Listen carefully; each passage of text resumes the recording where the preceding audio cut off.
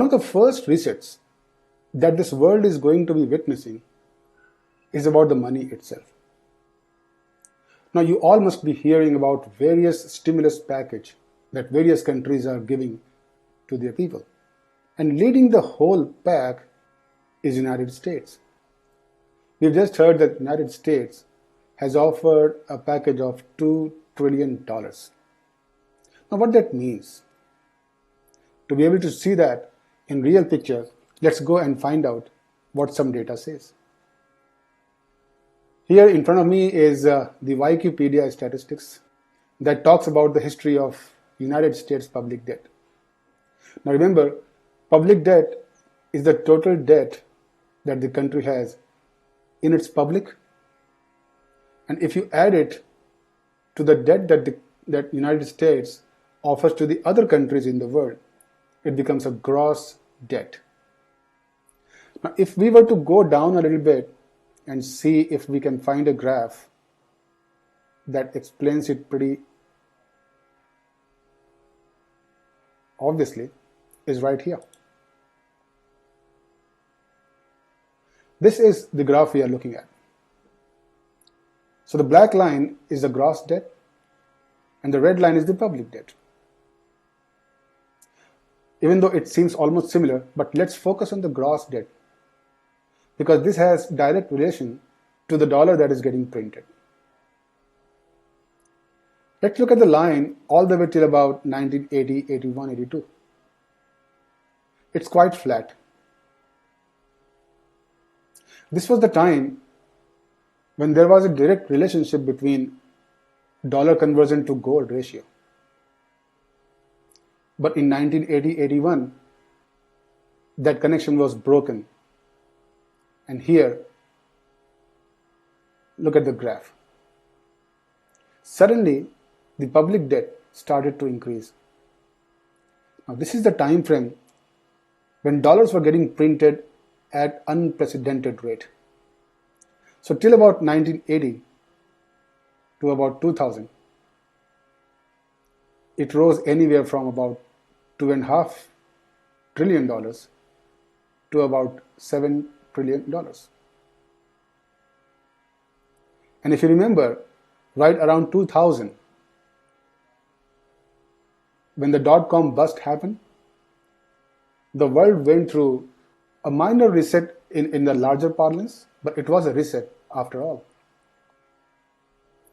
But yet, in the 20 years between 1981 to about 2000,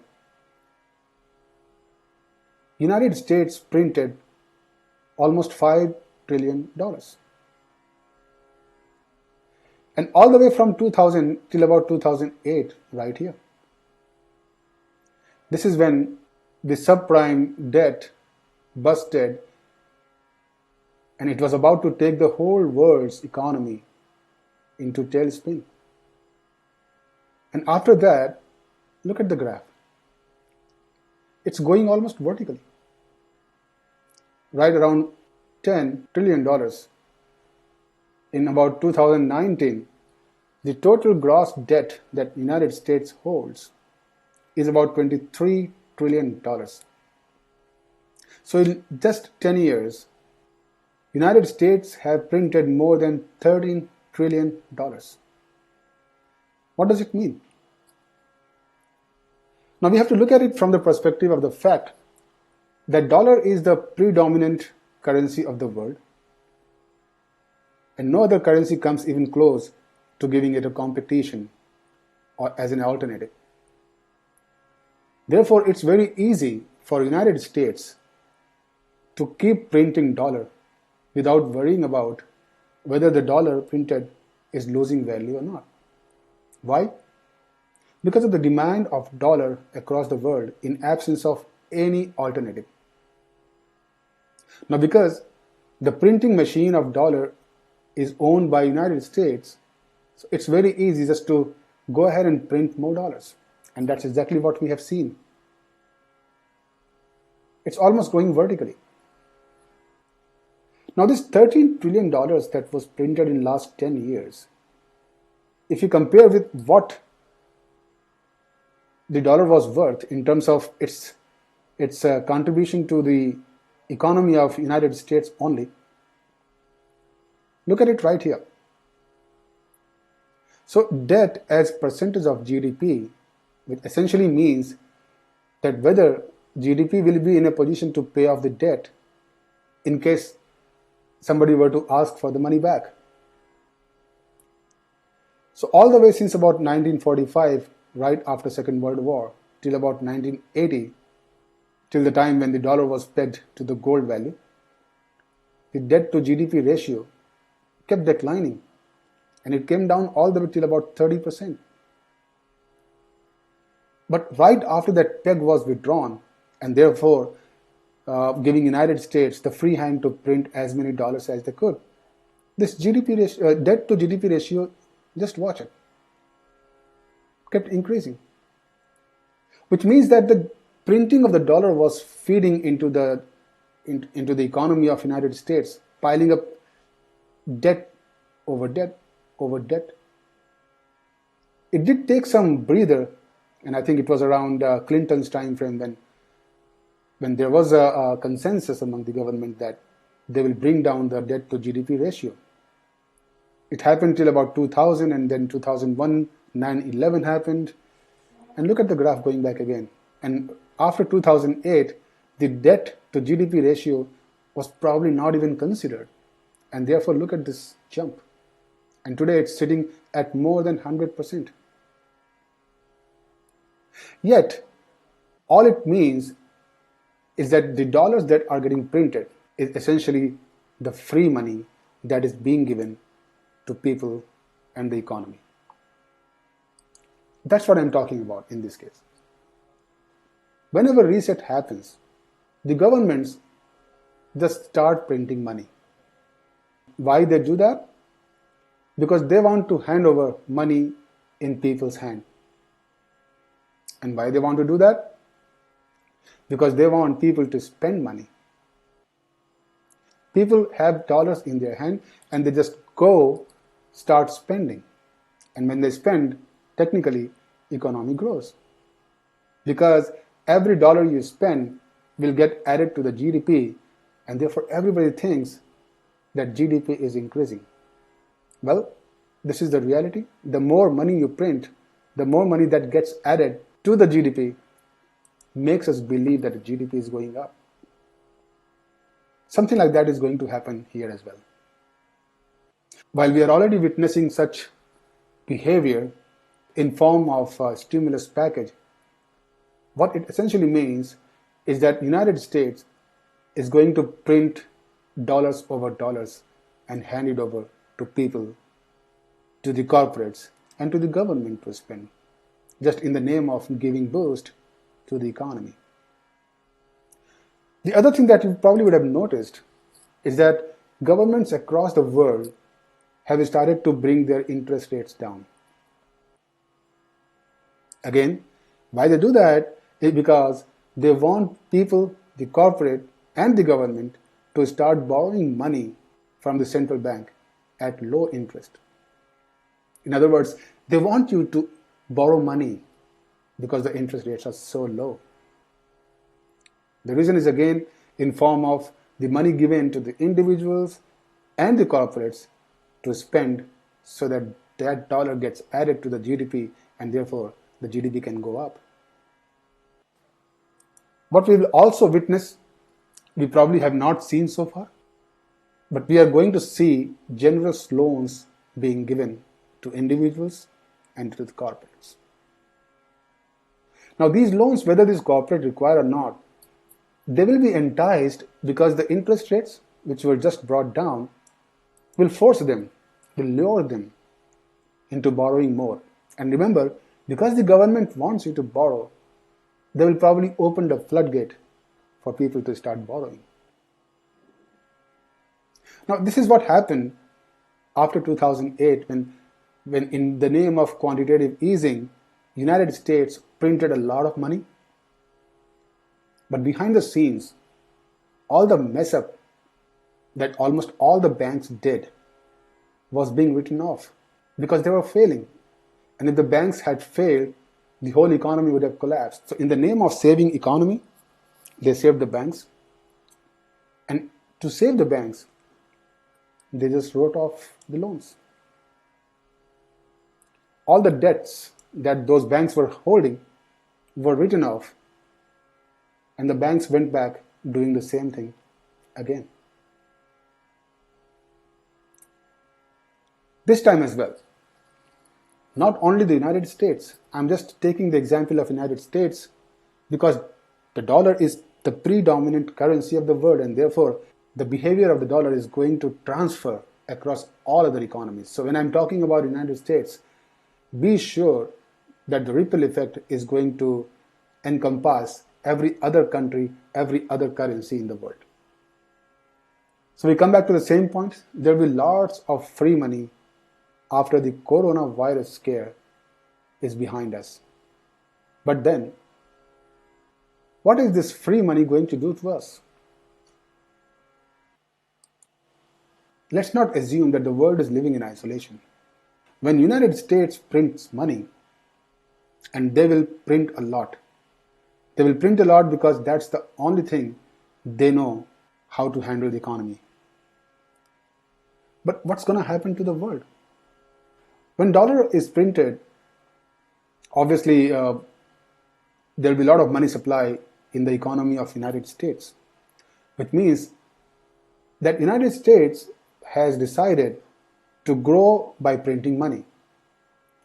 But if other countries do not do that, they will immediately get into recession because their economic system will not run. They'll be in dire need of money to be able to do the same thing that the United States did. So therefore, they will be forced to print money themselves. Now, say, for example, right after 2008, when United States was printing a lot of money, other countries were also forced to print as much money. Now, when other countries also print a lot of money, obviously there is an exchange rate decided in terms of the supply and the demand. So the value of the currency of the other countries with respect to United States start to fall. Why? Because when the other country starts printing a lot of money, there will be a lot of money chasing dollar. So with respect to dollar, the value of other currencies will start to fall if they start printing money. Now remember, they will be forced to print money. So therefore, devaluation of their currency is given. To be able to appreciate the impact of dollar printing and money printing in other currencies, let's take an example of the currency exchange rates between dollar and, let's say, rupees. And I will like to draw your attention right here in around 2008, when the value of rupee vis-a-vis dollar was close to 40. Right? Now that's where the subprime debt crisis happened, and obviously the United States started printing more and more money to be able to bail their banks out. And obviously India was also forced to increase their money supply to support their economy. And the moment it is done, look at this. In no time, the value of a rupee in terms of dollar moves from about little less than 40 all the way till about 50. That's a good 25% jump in less than 6 months. In other words, the purchasing power of rupee went down by 25% vis-a-vis dollar. Now, what was the problem? The problem was subprime happening in United States. And where was the impact? The impact was on the emerging economies like India, where they lost their currency value by 25% in no time.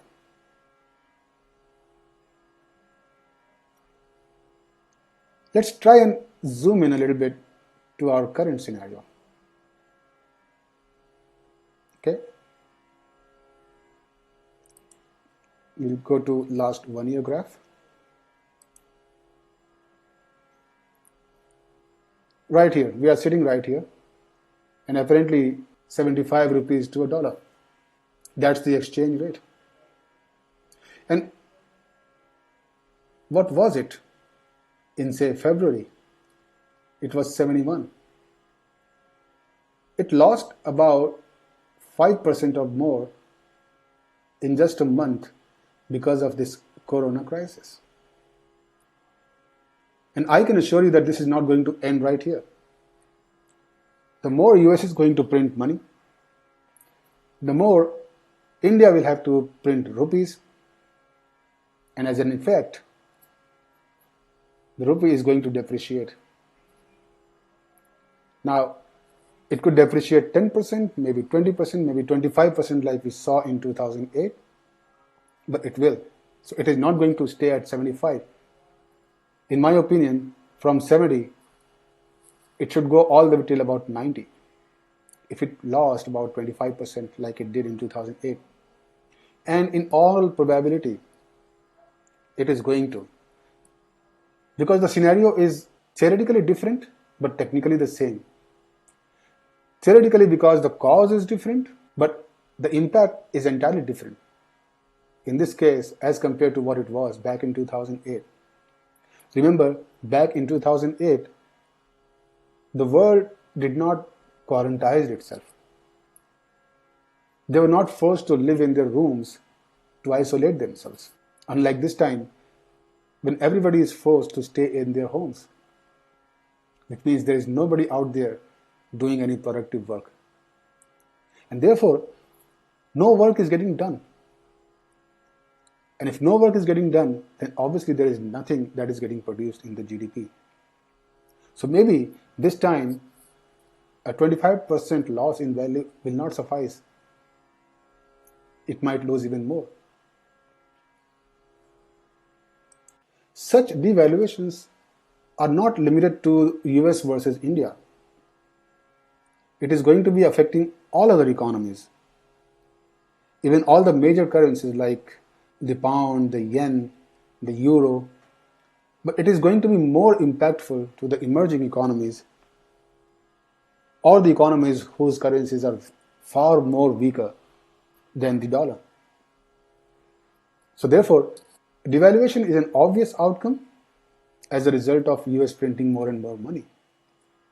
So even in the other economies, there will be lots of free money. So how the world has changed? The world has changed because now, after the corona scare is behind us, we'll have lots of free money in our hands.